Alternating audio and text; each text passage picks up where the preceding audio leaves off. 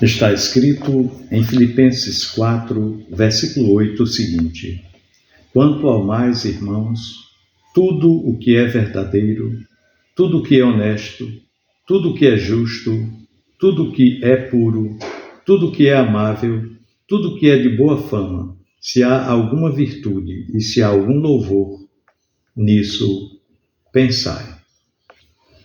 Meu irmão, minha irmã, o apóstolo Paulo, ao concluir a sua carta aos Filipenses, nos apresenta um dos mais altos e desafiadores padrões para a vida cristã. Ele aqui nesse texto não apenas nos orienta, mas também nos convida a refletir sobre o que deve ocupar a nossa mente e, consequentemente, o que deve guiar as nossas ações, as nossas decisões. A partir deste versículo aqui, Filipenses 4, versículo 8, nós passamos a ver um chamado profundo à santidade, um chamado à pureza de pensamentos, a elevação dos nossos critérios e valores para a nossa vida. Ele nos propõe uma visão de vida que, se for seguida, irá transformar a nossa forma de enxergar o mundo, a nossa forma de agir e de interagir com as outras pessoas também. As palavras aqui do apóstolo Paulo não são apenas instruções práticas para uma vida cristã bem-sucedida, vitoriosa, não. Mas também uma oração de intercessão, muito sincera e desejosa, para que o povo de Deus alcance uma vivência, digamos, de excelência espiritual. O apóstolo aqui descreve um padrão para os nossos pensamentos que vai infinitamente além daquilo que é comum ou natural em nossa sociedade. A natureza humana é muito propensa ao erro, à imperfeição, ao pecado. Por isso, ele nos desafia a focar no que é verdadeiro, no que é nobre, no que é justo, no que é puro, no que é amável, né? E tudo aquilo que é excelente e digno de louvor. Tudo isso são qualidades que não vêm naturalmente, mas que devem ser buscadas por nós e ao alcançarmos, cultivarmos com intenções e perseverança. É um padrão alto, sem dúvida. Afinal de contas, quem de nós, em nossa fraqueza humana, não se vê cativo de pensamentos negativos, depressivos, ou egoístas, ou impuros? Quem nunca falhou em manter a sua dieta, em controlar as suas finanças, ou até mesmo preservar um coração puro diante das tentações do mundo? Todos nós já passamos por isso. E esse é o dilema da humanidade. A luta constante entre o que sabemos ser o certo e o que as nossas tendências naturais nos levam a fazer. É a luta que Paulo fala lá em Romanos 7, da carne contra o espírito.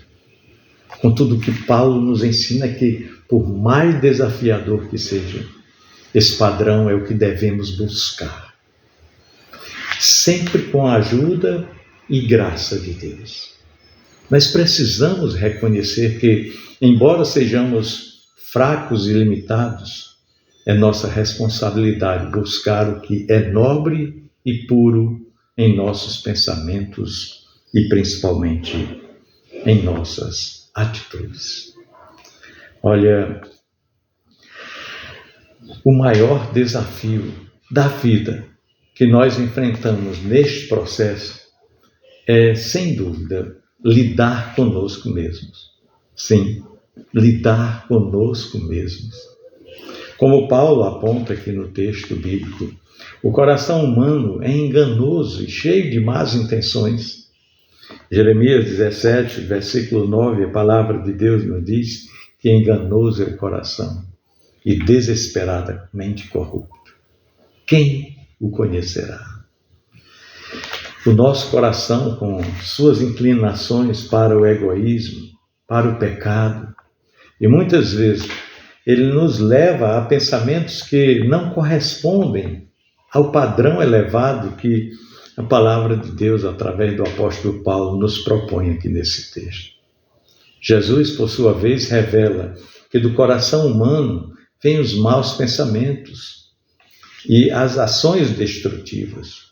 Isso está em Mateus 15, versículo 19. Esses fluxos indesejáveis de pensamentos e atitudes precisam ser identificados, combatidos e substituídos por algo bem mais saudável, mais divino. Esse aqui é o ponto crucial. Nós não podemos mudar a natureza humana por nossos próprios esforços, mas nós podemos permitir que Deus transforme nossos corações e nossas mentes. Ao nos entregarmos ao Senhor, Ele trabalha em nós, através de seu Espírito Santo, para substituir as inclinações pecaminosas por pensamentos que são mais alinhados com a sua vontade. São os pensamentos elevados que Paulo elenca aqui nesse pequeno trecho da palavra de Deus. Deus não apenas nos chama para viver esse padrão elevado, mas Ele se compromete a caminhar conosco nesse processo. Em Filipenses 4, no versículo 13, o apóstolo Paulo declarou: posso todas as coisas naquele que me fortalece. Pois é com a força de Deus que nós podemos alcançar essa transformação e assim termos motivação para avançar de forma digna, resoluta.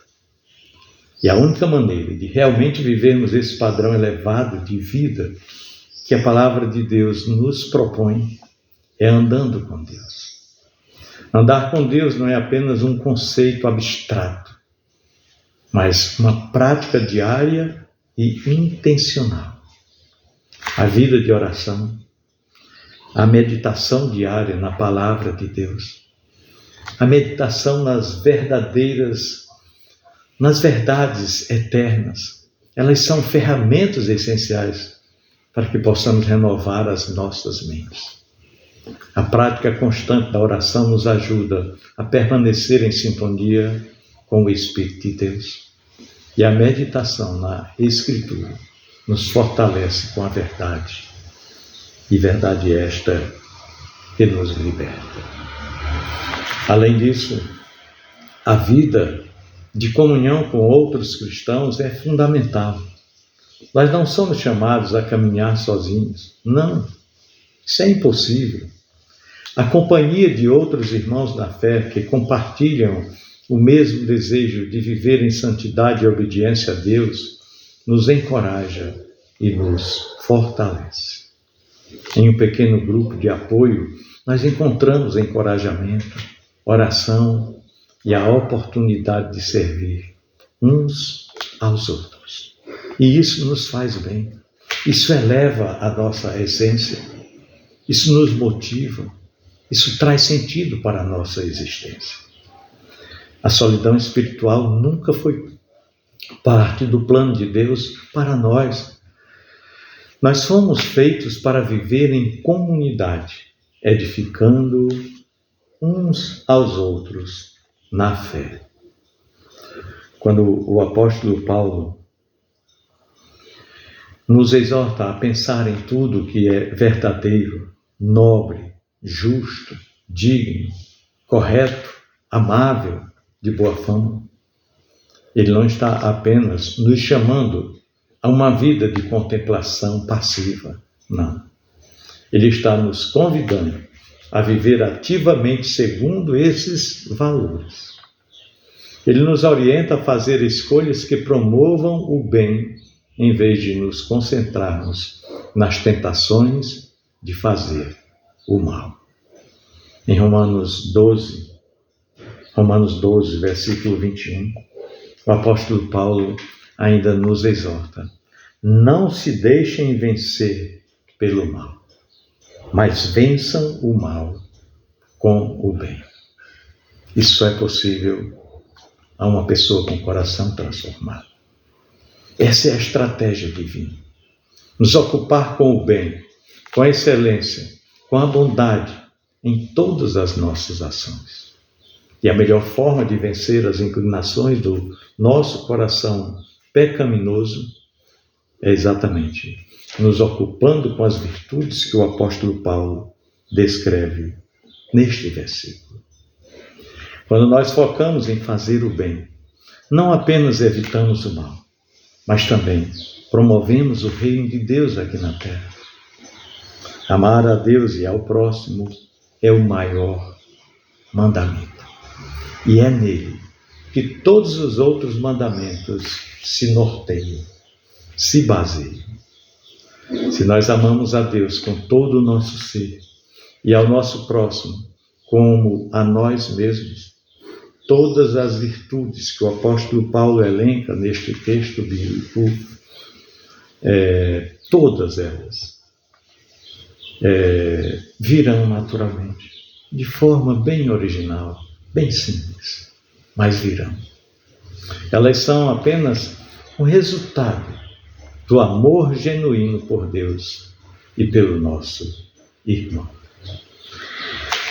Assim, como a saúde física exige cuidados diários e atenção intencional de nossa parte, a saúde espiritual também demanda esforço.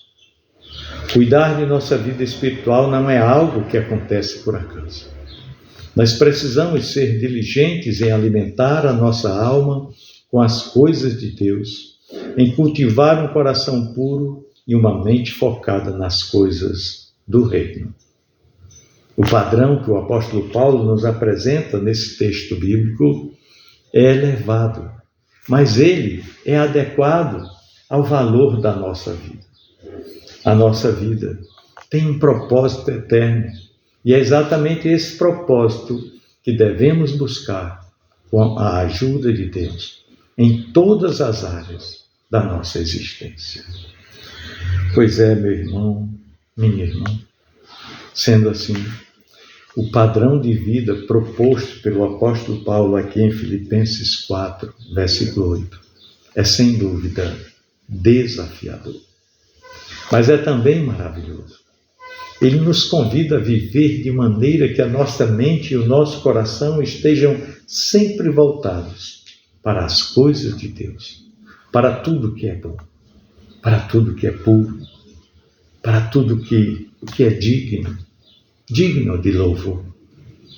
E é esse o caminho que nos leva a viver a vida plena que Deus preparou para nós.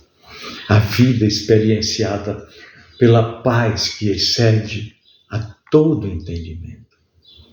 Que possamos, com a ajuda do Espírito Santo, com a ajuda de Deus, alcançar esse padrão muito elevado, sim, mas plausível, factível, e isso vivendo de forma que a nossa vida reflita a excelência do caráter de Cristo. Deus abençoe a sua vida e a sua família. Um grande abraço.